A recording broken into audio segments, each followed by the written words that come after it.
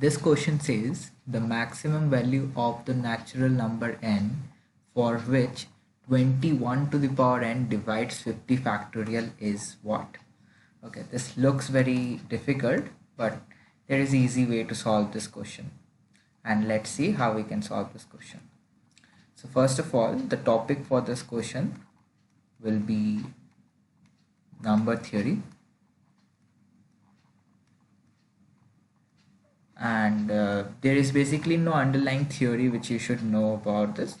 Let's solve this question and you will understand how we go about this. So we know that 50 factorial is 1 into 2 into 3, and in this way it goes on till 49 into 50, right? And we also know that 21 to the power n is basically nothing but 3 to the power n into 7 to the power n. Now, here we basically need to find out 3 and 7s. So basically we need pairs of 3 and 7 in this product. So how many multiples of 3 are there? And number of multiples of 7 are there. If we compare the number of them, then obviously the number of 7s will be much less than the number of 3s. So it will suffice if I just count the number of 7s that are there in this whole product of 1 into 2 into 3 till 50. So how many 7s are there?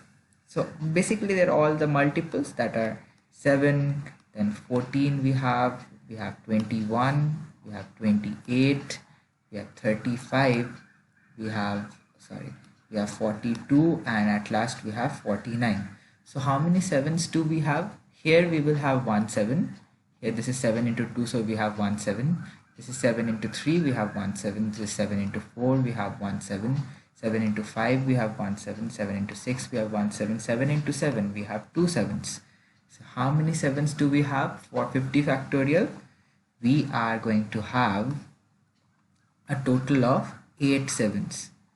So the answer to this question will be that 21 to the power 8 divides 50 factorial, and 21 to the power 8 is the maximum number, maximum value of n for which 21 to the power n is going to divide 50 factorial.